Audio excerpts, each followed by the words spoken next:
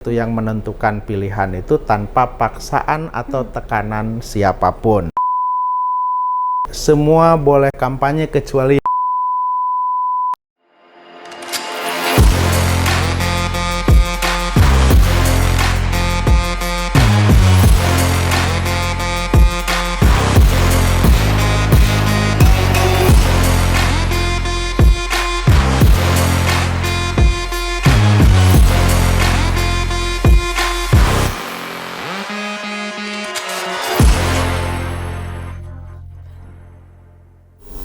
Assalamualaikum warahmatullahi wabarakatuh.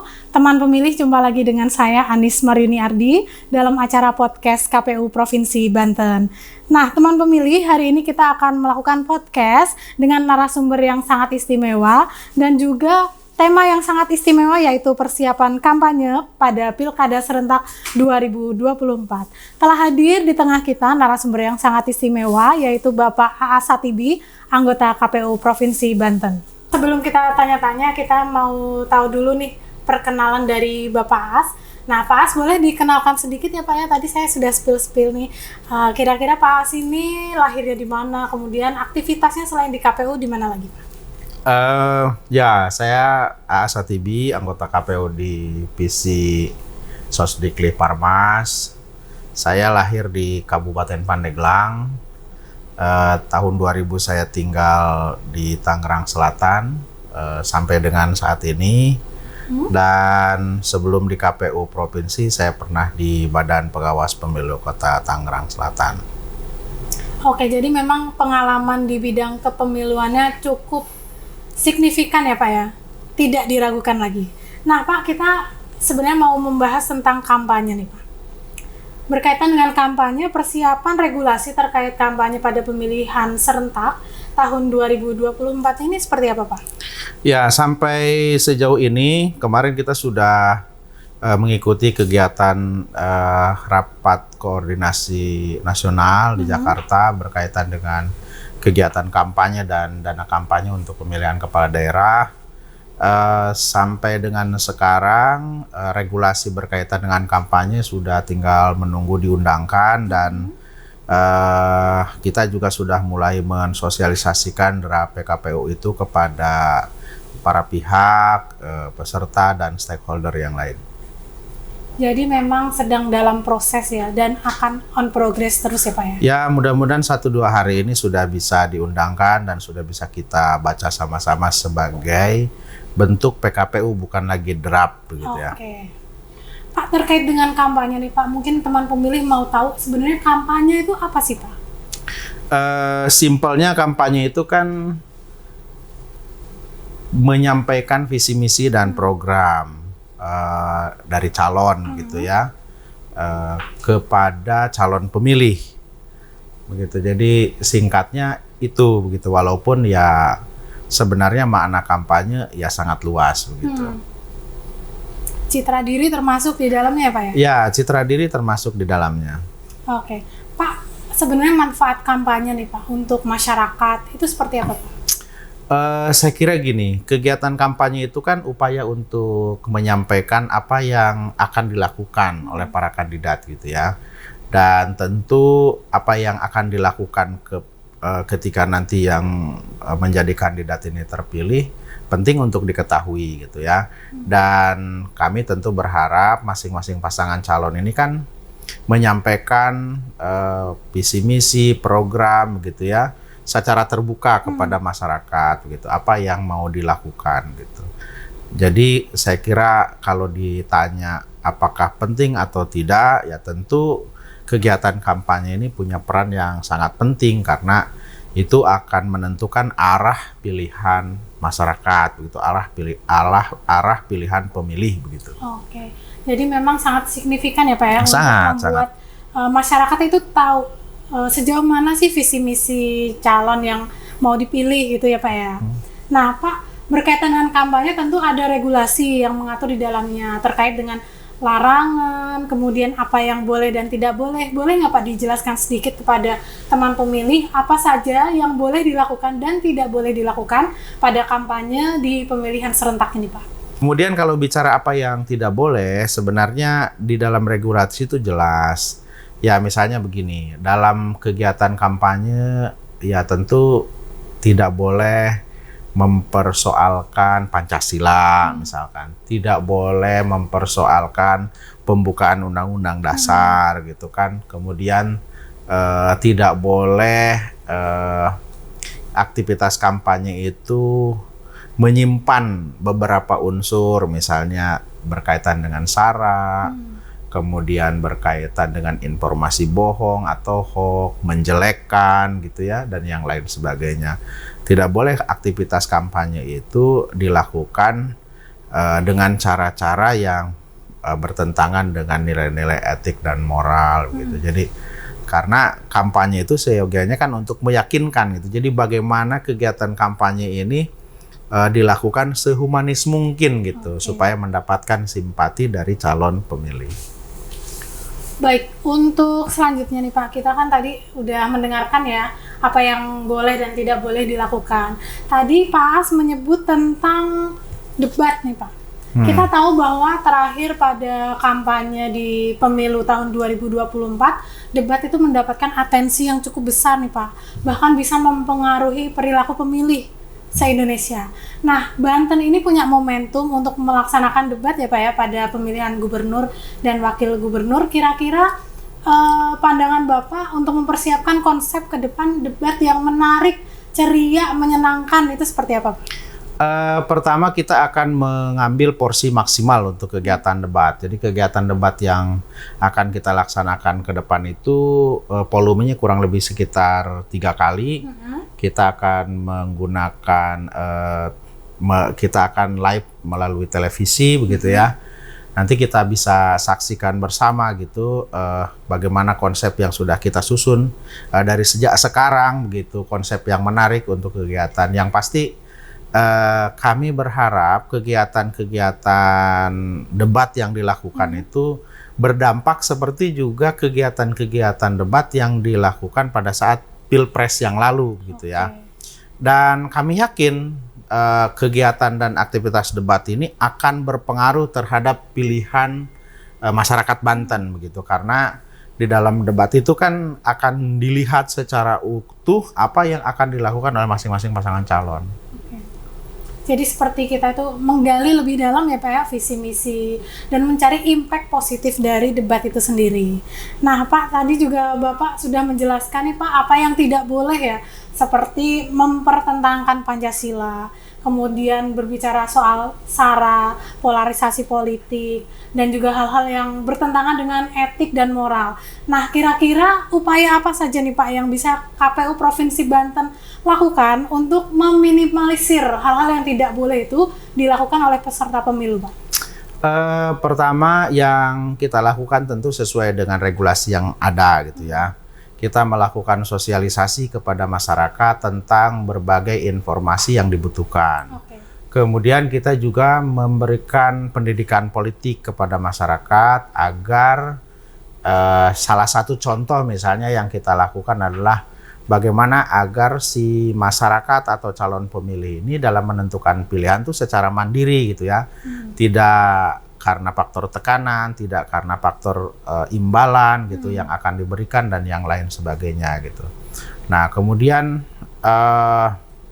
selain edukasi yang kita berikan kepada masyarakat, tentu juga kita berupaya dengan cara-cara yang lain, misalnya kita merangkul beberapa kelompok begitu ya untuk secara partisipatif bagaimana terlibat di dalam proses penyelenggaraan pilkada gitu ya. Kita juga punya beberapa simulasi program yang kita kerjasamakan baik dengan media, dengan organisasi begitu ya. Kita juga melakukan pemetaan berdasarkan misalnya daerah yang rawan konflik, daerah yang masuk daerah kepulauan gitu, kemudian daerah yang tingkat partisipasinya rendah misalnya, terus daerah yang tingkat partisipasinya cukup tetapi misalnya rawan pelanggaran atau surat suara tidak sahnya banyak begitu dan lain betul. sebagainya. Jadi kita mengidentifikasi dan kemudian kita terjemahkan dalam bentuk kegiatan sosialisasi dan pendidikan pemilih. Oke, tadi Pak As bilang bahwa kita memang mengajak kerjasama ya untuk pendidikan pemilih ini dengan beberapa stakeholder dan juga elemen-elemen masyarakat. Nah, kira-kira jangkauan sampai detik ini, KPU Provinsi Banten sudah merangkul stakeholder mana saja nih Pak? Terutama untuk pendidikan pemilih ya Pak ya? Kegiatan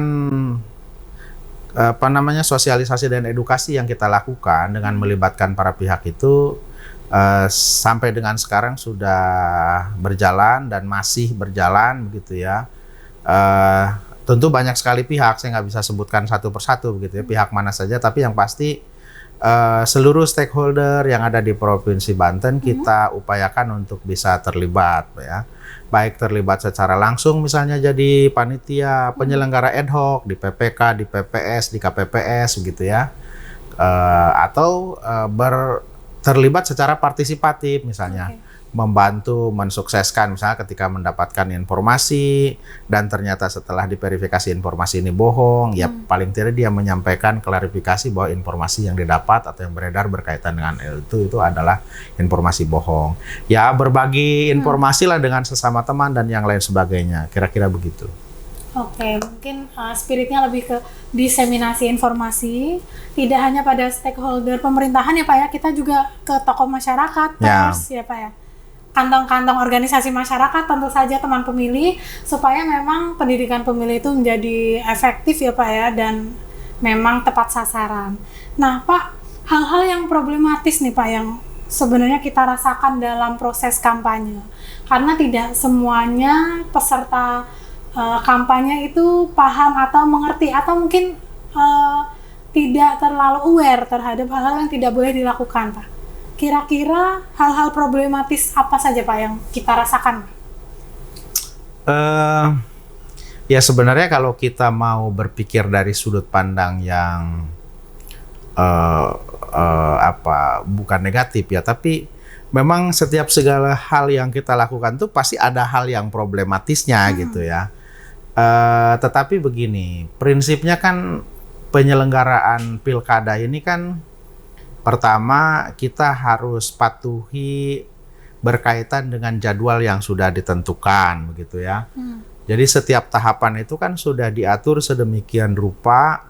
Nah, kita tinggal menjalankan sesuai itu. Nah, pada setiap tahapan itu, apa yang harus kita lakukan, sesungguhnya sudah diatur juga sedemikian rupa gitu. Kalau kita bergerak pada ketentuan waktu, pada ketentuan harus bagaimana kita melakukan tahapan ini dan yang lain sebagainya berdasarkan undang-undang, berdasarkan PKPU, berdasarkan surat edaran atau apapun namanya yang menjadi pedoman kita, saya kira tidak akan ada sesuatu hal yang kemudian kita prediksi akan menjadi problematis. Ya kita bisa carikan jalan keluar yang terbaiknya, kira-kira begitu. Oke, berarti kita memang lebih ke preventif ya Pak ya, menjaga agar rambu-rambu kampanye ini dipatuhi dengan baik ya Pak ya? Ya, kan kita juga ketika misalnya, ini kan ketentuan ini kalau dalam bentuk PKPU dan Juknis kan masih dalam bentuk draft gitu ya, belum diundangkan. Nanti kalau sudah diundangkan tentu kita juga akan berbagi pengetahuan tentang itu, akan kita sosialisasikan lagi. Tetapi yang kita bisa lakukan sekarang sebelum itu diundangkan kan kita melakukan koordinasi dengan para pihak. Kira-kira draft kegiatan kampanye seperti ini begitu. Nah, ini juga sebagai upaya untuk kita memberikan informasi dini begitu ya. Karena kampanye juga akan sebentar lagi dilakukan. Tentu banyak hal yang perlu dipersiapkan juga oleh calon. Jangan sampai informasi-informasi yang kita sampaikan juga mendadak gitu. Maka dari sekarang kita sudah sampaikan informasi awal berdasarkan draft dalam PKPU seperti ini ketentuan kampanyenya gitu. Jadi mohon kepada LO, kepada tim pasangan calon gitu, kepada relawan, kepada calon itu sendiri harap mematuhi rambu-rambu yang tertuang dalam ketentuan ini gitu. Oke. Jadi memang gaya komunikasi Kadif Sosdiklik Parmas kita ini teman pemilih itu lebih ke komunikasi publik yang menjangkau semuanya, kemudian menginformasikan lebih dini agar semuanya itu secara humanis dapat mendapatkan informasi secara baik dan benar, sehingga rambu-rambunya cukup jelas ya Pak ya. Jadi kita nggak rame di akhir gitu ya, kita akan preventif di awal. Nah Pak, terkait dengan kampanye pilkada, bedanya dengan kampanye pemilu 2024 itu apa Pak? Secara umum sebenarnya tidak jauh berbeda. Misalnya dari sisi jenis kampanye. Dari sisi jenis kampanye, rapat umum masih ada. Kemudian penyebaran bahan kampanye masih ada. Pemasangan alat peraga kampanye masih ada. Kemudian apalagi tatap muka, pertemuan terbatas juga masih ada gitu. Dan yang berbeda mungkin berkaitan dengan masih ada juga kampanye pada media sosial gitu ya. Yang berbeda mungkin kalau pemilu ketentuan rapat umum dan kampanye pada media massa itu masuk dalam pasal yang sama dengan pasal dan ayat yang sama dengan bentuk-bentuk kampanye gitu.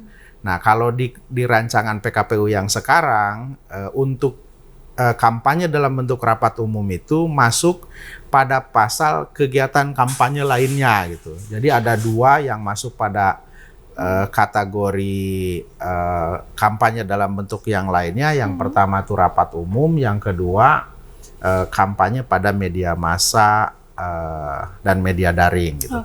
Nah, ini ada ketentuan juga berkaitan dengan kampanye, dengan iklan kampanyenya ya. Jadi kalau misalnya pasangan calon kalau kampanyenya di media sosial itu sama dengan kampanye yang lain, dimulai dari 25 September sampai dengan 23 November gitu. Tetapi kalau iklan kampanyenya itu waktunya hanya 14 hari dari tanggal 10 sampai tanggal 23. Kalau terkait dengan durasinya Pak, sama nggak Pak dengan pemilu?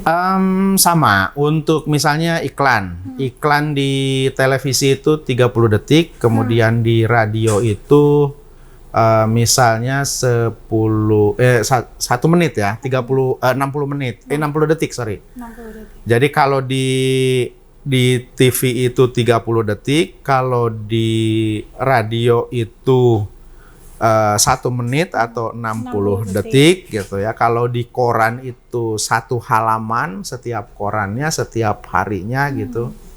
Jadi regulasinya sama dengan regulasi yang mengatur tentang kampanye dengan kampanye pada masa pada pemilu yang dan lalu. Pemilihan ini ya Pak. Nah tadi kan sudah dijelaskan ya Pak ya regulasi tentang pilkada nih secara rinci. Dari mulai jumlah hari, bahkan berapa durasi iklan di televisi ataupun di radio misalnya. Nah Pak, hal itu kan sebenarnya untuk membuat potensi peserta pemilu atau pilkada untuk mencitrakan dirinya itu kan punya hak dan kewajiban yang sama ya Pak ya. Nggak ada yang terdiskriminasi nih Pak. Misalnya nih kalau punya uang banyak, dia durasinya banyak. Punya uang sedikit, durasinya sedikit, di media yang sedikit.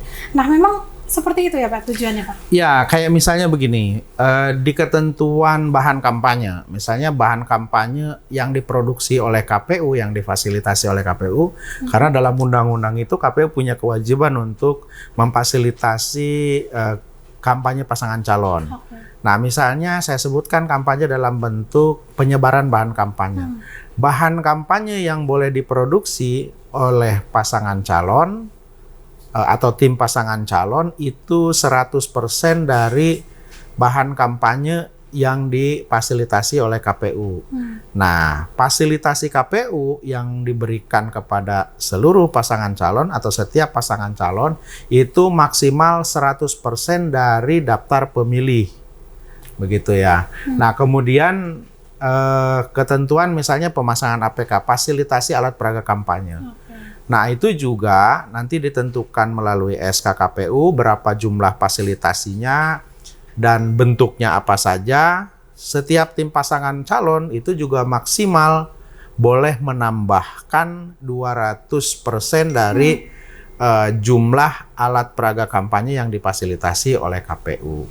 Ketika iklan juga sama, porsinya juga sama, waktu penayangannya juga sama begitu.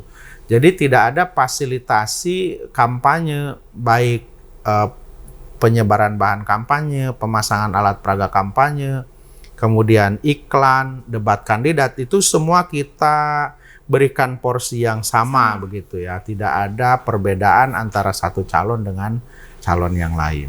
Oke, jadi ternyata teman pemilih, KPU bukan hanya menciptakan regulasi, menjalankan regulasi, tapi juga memfasilitasi kampanye ya Pak ya, agar memang tujuan kampanye ini salah satunya untuk pendidikan pemilih itu bisa terdistribusi dengan baik. Nah Pak, ini ada teman pemilih nih Pak yang pengen tahu nih Pak, apa saja yang khususnya subjek ya peserta nih, siapa saja yang boleh kampanye dan tidak boleh kampanye? Pada prinsipnya semua boleh kampanye kecuali yang dilarang gitu ya. Okay. Ya, jadi ya prinsip dasarnya semua boleh kampanye kecuali yang dilarang gitu. Di dalam undang-undang itu ada banyak pihak yang tidak boleh dilibatkan di dalam aktivitas kampanye. Misalnya mereka yang menjabat, mereka yang ada di badan usaha milik negara misalnya. Kemudian mereka juga tidak boleh melibatkan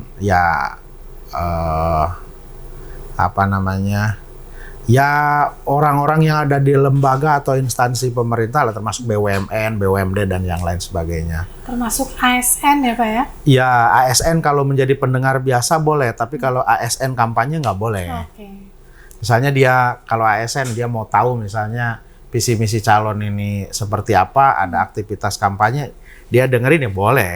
Gitu. Tapi dia tidak aktif mengkampanyekan, itu yang nggak boleh. Jadi seperti itu ya Pak ya, ada yang boleh dan ada yang tidak boleh. Nah Pak, terakhir nih Pak, pesan Bapak untuk peserta kampanye dan masyarakat. Karena kita sudah hampir menuju hari H nih Pak, kita lebih dari 68 hari menuju hari pemungutan suara. Nah pesan Bapak seperti apa Pak untuk masyarakat Banten?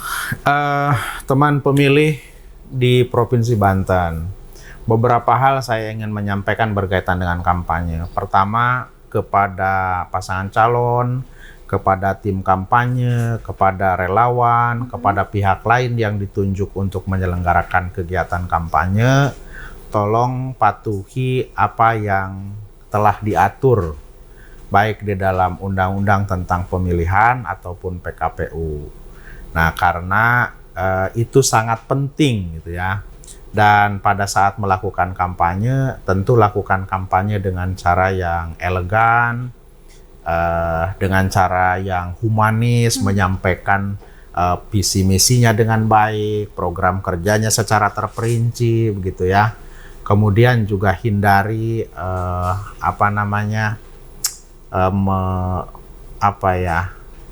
hindari menyampaikan pesan-pesan yang mengandung unsur sara gitu ya. Dan ya tidak boleh menghina, tidak boleh merendahkan begitu ya. Jadi lakukan kegiatan kampanye ini dengan cara-cara yang sesuai dengan nilai-nilai moral dan etika gitu.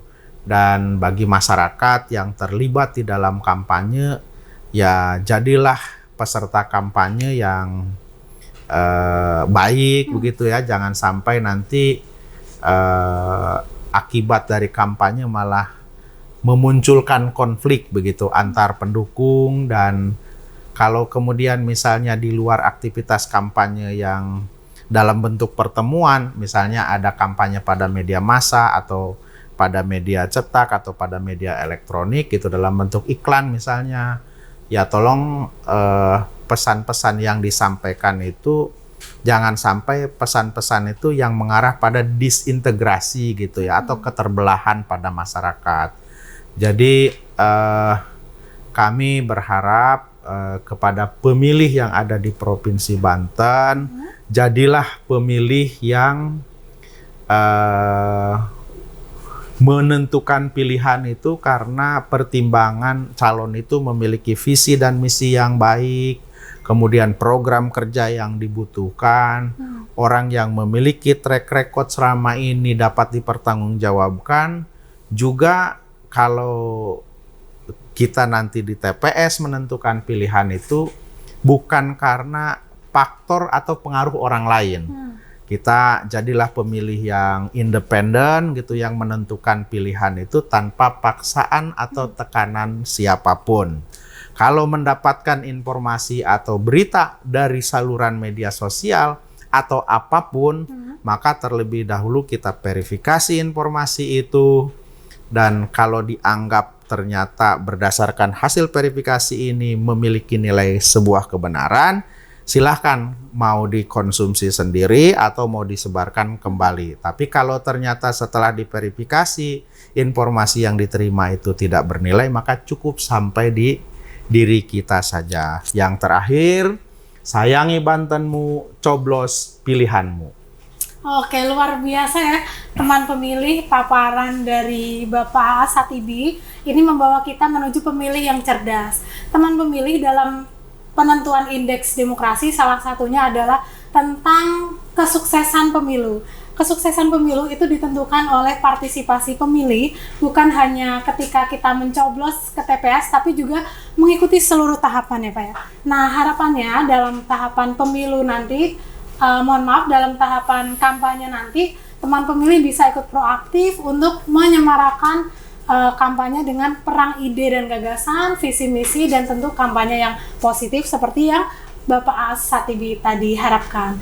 Nah, sekian teman pemilih podcast KPU Provinsi Banten. Jangan lupa ikuti informasi kepemiluan yang selalu kami update di kanal informasi kita di media sosial YouTube, TikTok, Instagram, Twitter, dan Facebook, serta website official kita. Saya Anis Maryuni Ardi dan Bapak A.A. Satibi mohon undur diri. Terima kasih. Wassalamualaikum warahmatullahi wabarakatuh. Untuk masa depan saat